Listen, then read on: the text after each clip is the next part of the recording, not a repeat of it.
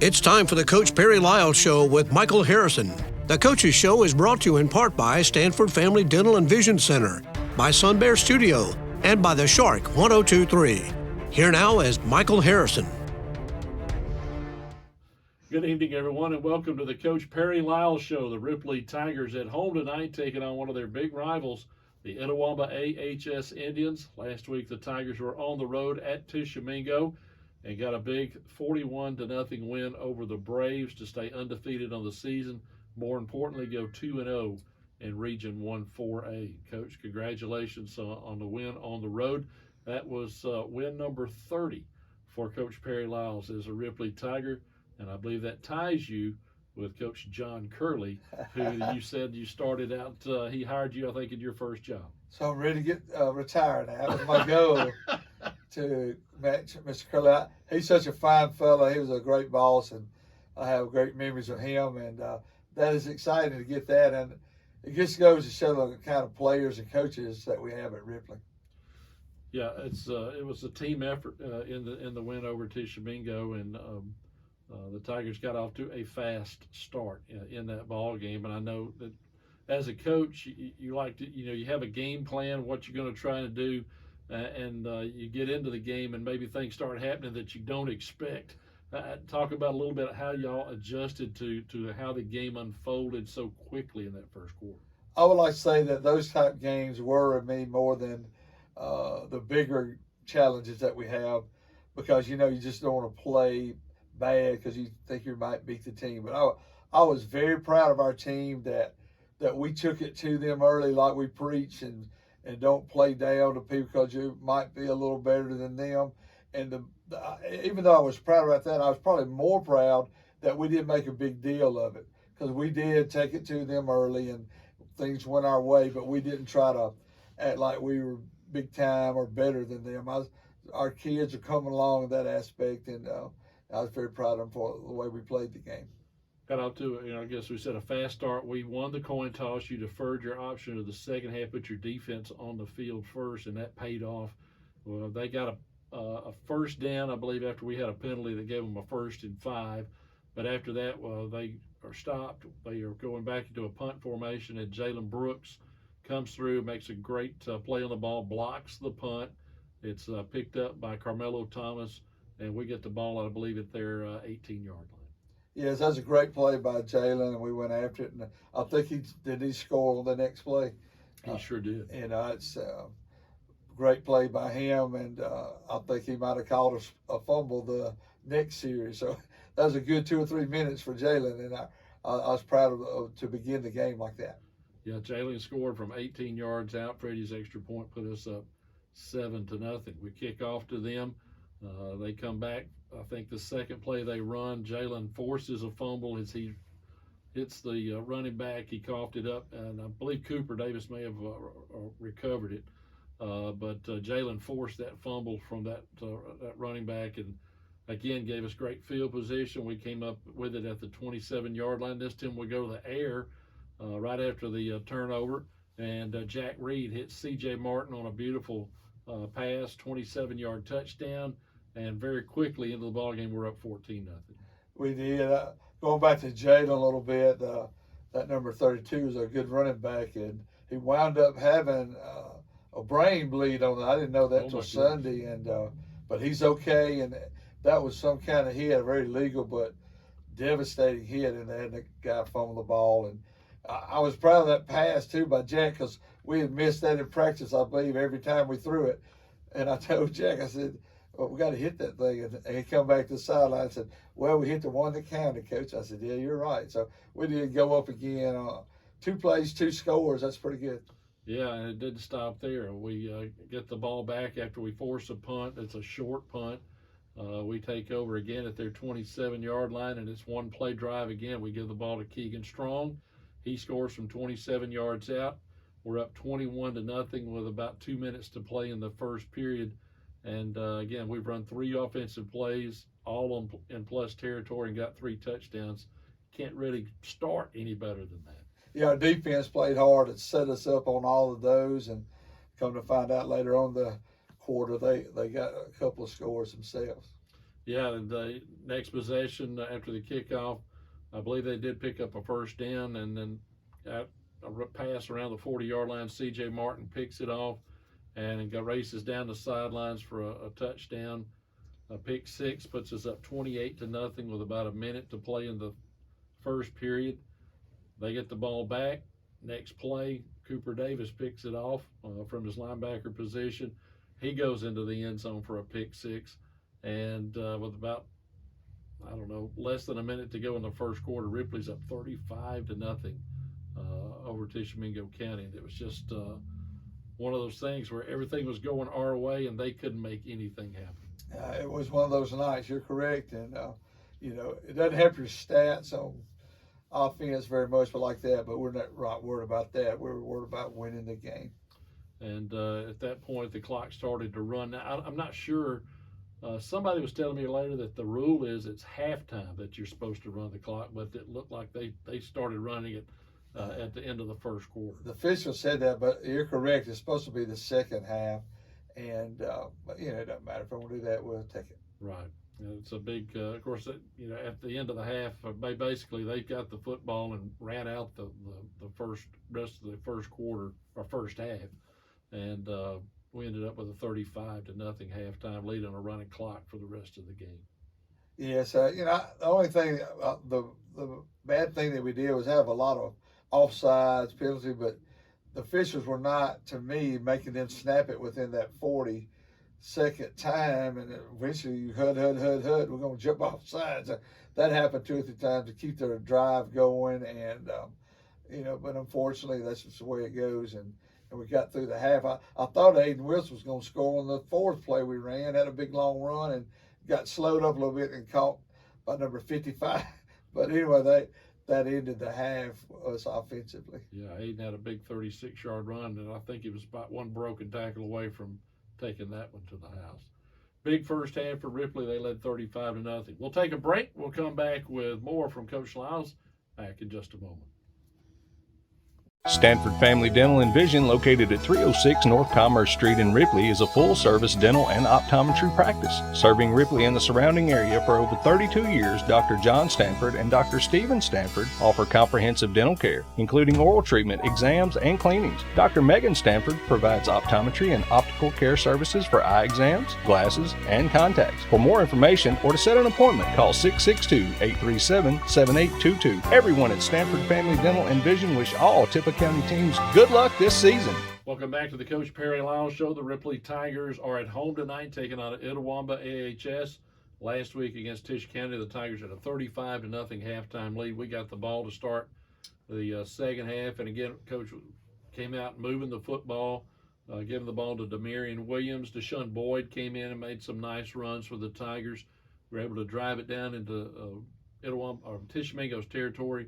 Ended up stalling on the drive. We send Freddie Lopez out for a 37-yard field goal, which he makes with plenty to spare, and Freddie continues to impress every time we give him an opportunity. Now it seems like he's just automatic. In those games, sometimes you don't get to kick a field goal, and we got that opportunity, so we took it. And, of course, Tishomingo with a running clock ended up giving the ball back to us. In the fourth quarter, we were able to do kind of a similar drive, get it down deep in their territory, stalled, and Freddie gets to come out and kick another field goal, this one from 40 yards out, and again, he's good. That gives him now 10 field goals on the season. He's 10 out of 12.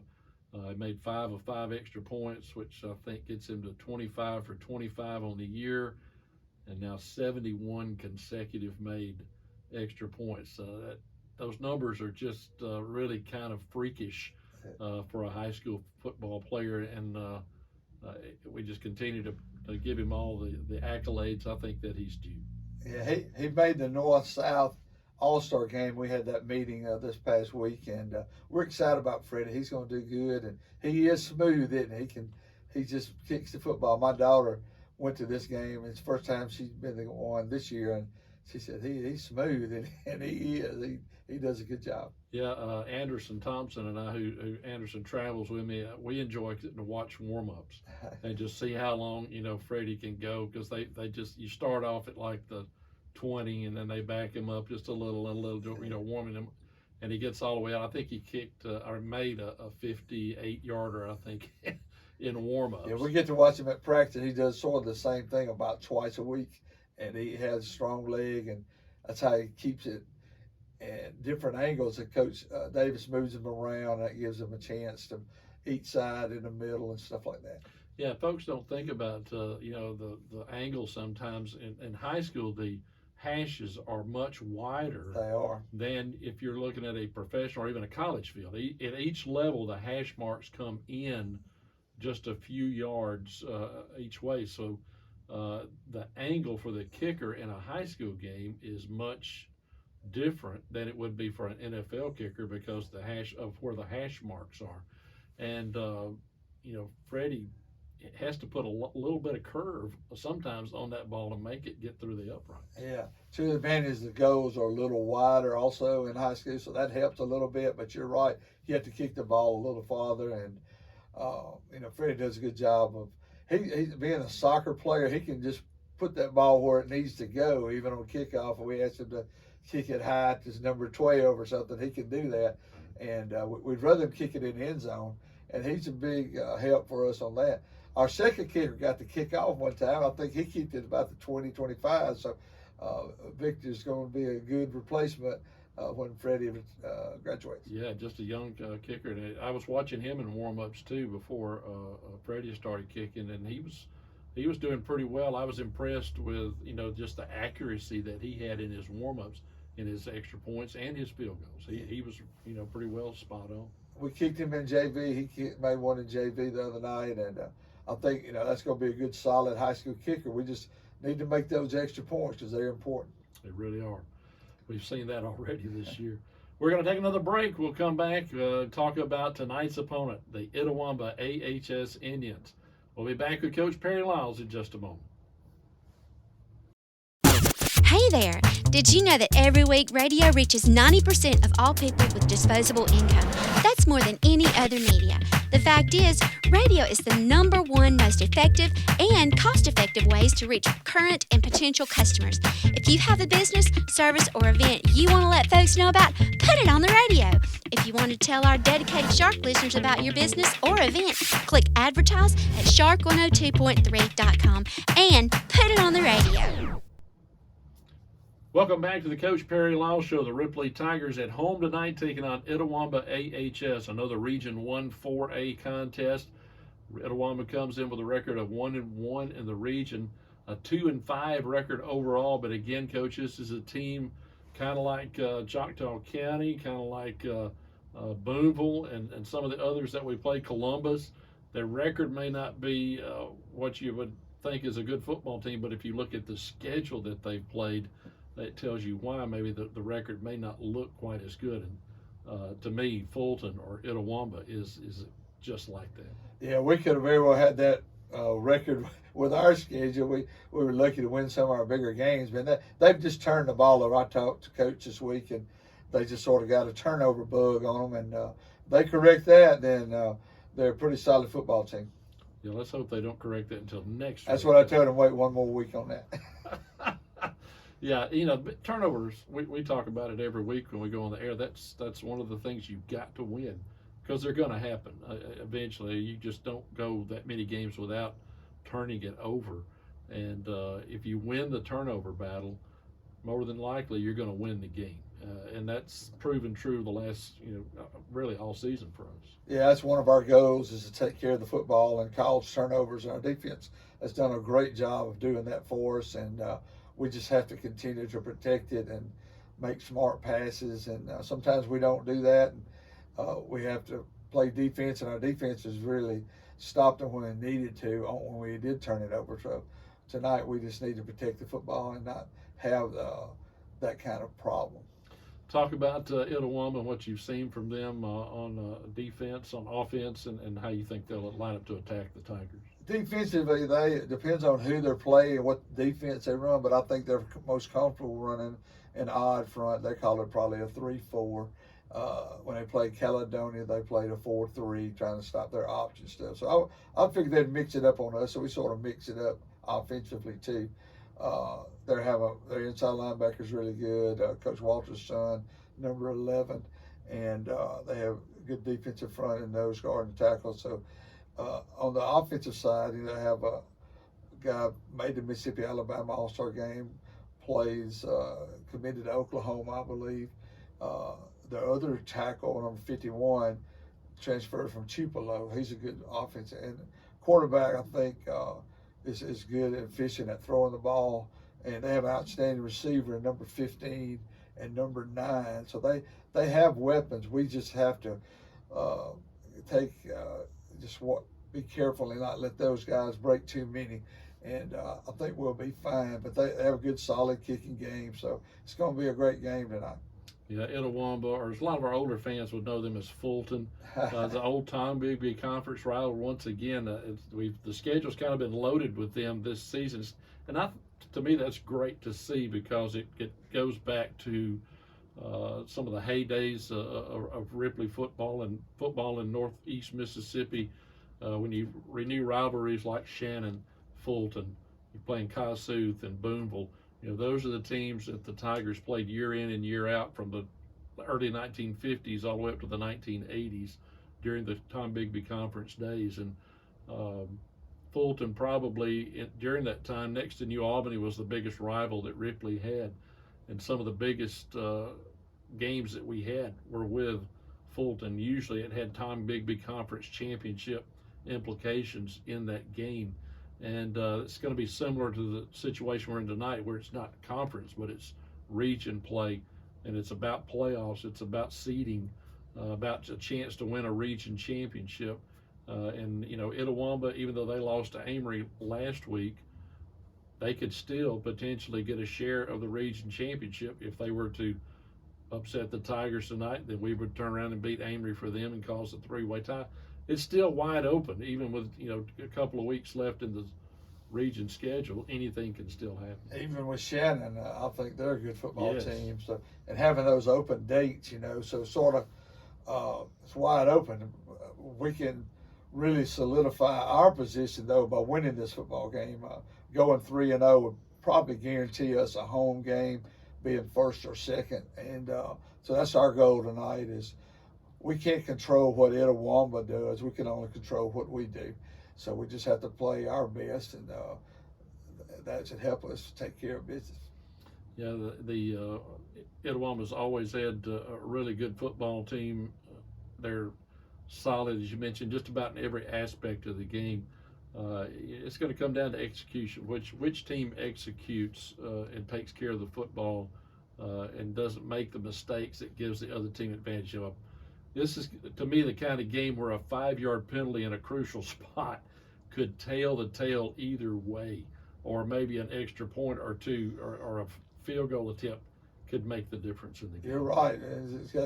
We got to make plays and not be afraid to make plays, and not let it happen, but make it happen. And our kids have practiced hard this week and every week to get that done. And we always say they're going to have up and downs in football games, and we do. We're probably the best at that, aren't we? But we got to overcome success and failure throughout the game. And I think that our team has experienced that. We just got to do it again. And I think those experiences will pay off down the road, because we've seen a situation where we're down 2 touchdowns in the fourth quarter against a quality opponent, and we've been able to come back. Or we've had a situation like last week where we're able to jump out to a big lead and know how to handle that and not get complacent and let that get away from you. So the experiences that we've had already in this season, I think are going to be big as we continue our season down the road, hopefully into the playoffs and make a deep run into the playoffs. I agree with you totally, and that's the reason we play those tough games, those first 5 games. Yeah, the scheduling this year has been a big part, I think, of the success that we've had, because you look back at the opponents that we played right now. Charleston, that we started off the year with, probably the top team in the North in 2A, along with Calhoun City. I think it comes down to them, probably in the North half. In 3A, Kossuth's leading that region over there, and they're going to be one of the top teams in the North in 3A. Boonville will be right there with them. They played a knockdown, drag-out game between those two just a few weeks after we played them. I think Kossuth won that 17-13. we played a quality schedule and some quality opponents, and that's what you've got to do, because as you go further into the playoffs, you're going to find teams that are better or equal to the ones that we played in the preseason, and we can look back on those games and draw that from that experience. You are correct. All right, we're going to take our final break. We'll come back and wrap things up with Coach Liles. Back in just a moment. Kudzu 104.9's Corner of the World is chock full of talented musicians, and right in the middle of all that talent is Sun Bear Studio, a boutique recording studio in the heart of Ripley, Mississippi. When you record with us at Sun Bear Studio, we can mix, master, register, and publish your music. We can create CDs and get your music out to all the major streaming platforms. So email us when you're ready at sunbear@jc.media. Record your first or your next hit with us. Welcome back to the Coach Perry Liles Show. The Ripley Tigers taking on Itawamba. Coach, as always, we appreciate you taking time to visit with us, and we wish you good luck tonight against the Indians. As always, we appreciate y'all covering us, and we're excited about the game tonight. Go Tigers. As Coach Perry Liles, this is Michael Harrison saying stay tuned for Ripley Tiger football coming up next. You've been listening to the Coach Perry Liles Show with Michael Harrison, brought to you by the Stanford Family Dental and Vision Center, Sun Bear Studio, and by the Shark 102.3.